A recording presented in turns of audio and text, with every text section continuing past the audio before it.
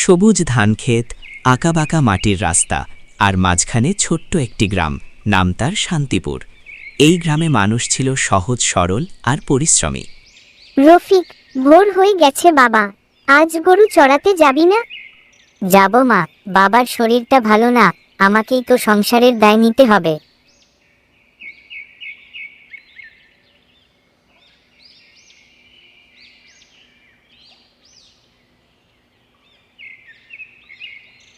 শালু, এবার আমরা মাঠে যাব, তোকে খাইয়ে দায় বিকেলে নিয়ে আসব। আমি থাকতে তোর কোন ভয় নেই, কেউ তোকে চুরি করে নিয়ে যেতে পারবে না।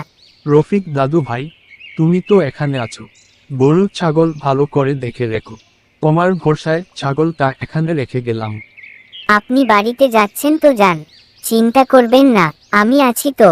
আমি আপনার ছাগল দেখে রাখব, তবে তাড়াতাড়ি ফিরে আসবেন। দেখে রেখো ভাই। ঠিক আছে দাদু ভাই, তুমি এখান থেকে কোথাও যেও না। গ্রামে কিন্তু এখন চোরের উপদ্রব বেড়েছে, হাঁস মুরগি গরু ছাগল চুরি হয়ে যাচ্ছে। আমি এখানে থাকতে কে তোমার ছাগল চুরি করবে? তুমি এত ভেবো না, বাড়িতে যাও, আমি তোমার ছাগল পাহারা দিব। চিন্তার বিষয় কে এসব চুরি করছে, আমাকে জানতে হবে। চোর কয়দিন চুরি করে পার পাবে, তাকে তো ধরা পড়তে হন।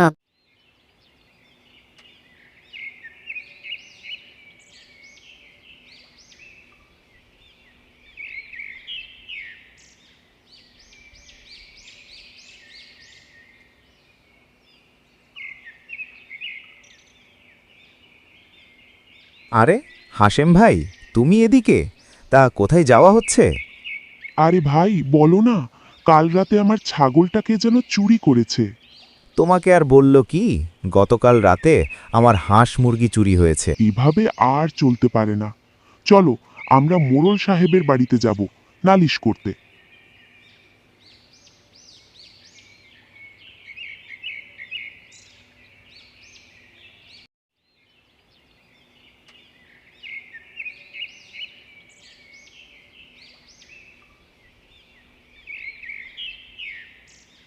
আপনার হয়েছেটা কি? এইভাবে পায়চারি করছেন, কথা নাই চুপচাপ পায়চারি করছেন, মনে হচ্ছে কি যেন গভীর চিন্তায় মগ্ন আছেন। তুমি ঠিক ধরেছ, পায়চারি করছি কি সাধে? এলাকায় চোরের উপদ্রব বেড়েছে, গ্রামের মানুষ আমার কাছে নালিশ নিয়ে আসছে, আমি এর কোনো বিহিত করতে পারছি না। তোমাদের কি হাঁস মুরগি চোরে নিয়ে গেছে? কি করব বলো? চোর বাইরের কেউ না, আমাদের এলাকায় আছে। বাইরের কেউ এভাবে চুরি করার সাহস পাবে না। চোর আমাদের গ্রামে আছে, চিন্তা করো না, খুব শীঘ্রই সে ধরা পড়বে। পরদিন ভোরবেলায় মতিন বের হয়।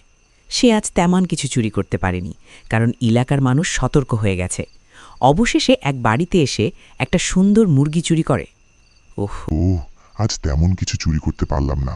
এদিকে ভোর হয়ে আসছে, এটাকে নিয়ে এখান থেকে কেটে পড়ি, একবার ধরা পড়লে আর রক্ষা নেই।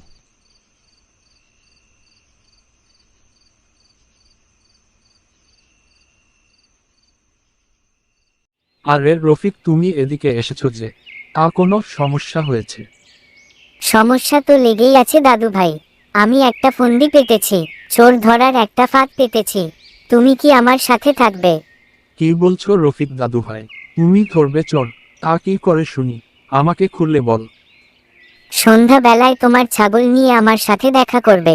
দেখো, চোর যতই শেয়ান হোক, তাকে তো ধরা পড়তেই হবে।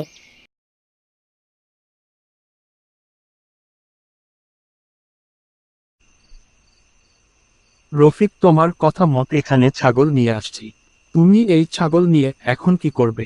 কিভাবে তুমি চোর ধরবে? বিষয়টা বুঝতে পারছি না। দাদু, আমার কথা মতো কাজ করার জন্য তোমাকে ধন্যবাদ। এবার দেখো আমি কি করি। একটু পরে এখান দিয়ে চোর যাবে। তুমি এটা কিভাবে বলতে পারো যে আজই এই রাস্তায় চোর আসবে? আমার তো তেমন মনে হয় না। আরে দাদু, আমি ছোট মানুষ, তাই তুমি আমার কথায় ভরসা পাচ্ছ না।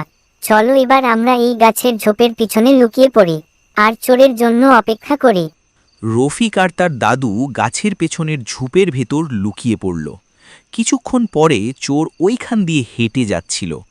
হঠাৎ সে দেখতে পেল সুন্দর সাদা একটা ছাগল, আর আশেপাশে সে কাউকে দেখতে পেল না। সে তো মনে মনে মহা খুশি। বাহ, কি দারুণ! এ তো দেখছি মেঘ না চাইতে বৃষ্টি। শিকার তো আজ হাতের নাগালেই আছে। আজ আর কষ্ট করে গ্রামে ঘুরতে হবে না। আমি বরং এটাকে নিয়ে পালাই, এটা বেচে ভালো দাম পাওয়া যাবে। এই বলে সে ছাগলটাকে নিয়ে হাঁটা শুরু করল। এদিকে রফিক আর তার দাদু তারা মতিন চোরকে সামনে থেকে ধরে ফেলে।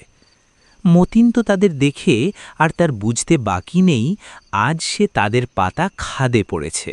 কি ব্যাপার মতিন, আমার ছাগল নিয়ে কোথায় যাচ্ছ বাছাধন? তাহলে এটা তোমার কাজ। তুমি এতদিন গ্রামের গরু ছাগল চুরি করেছ।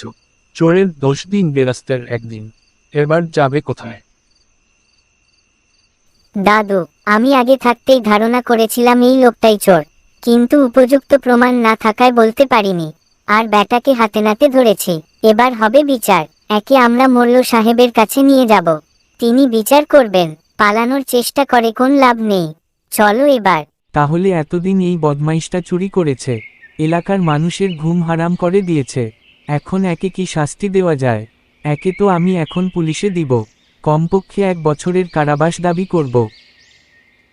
আমাকে পুলিশে দিবেন না, দোহাই। আমি যার যা কিছু চুরি করেছি তার সব কিছু ফেরত দেব। আমাকে ছেড়ে দিন। এবারের মতো আমাকে মাফ করে একটাবার ভালো হবার সুযোগ করে দিন। আপনি চুরি করেন কেন? কাজ করতে পারেন না, অপরাধ করে এখন ক্ষমা চাইছেন। আপনাকে কোন ক্ষমা করা হবে না, শাস্তি পেতেই হবে।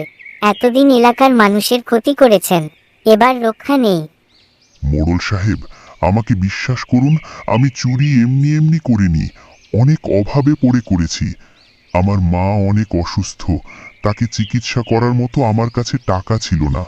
লোকজনের কাছে টাকা ধার চেয়েও পাইনি, তাই বাধ্য হয়ে মায়ের চিকিৎসার।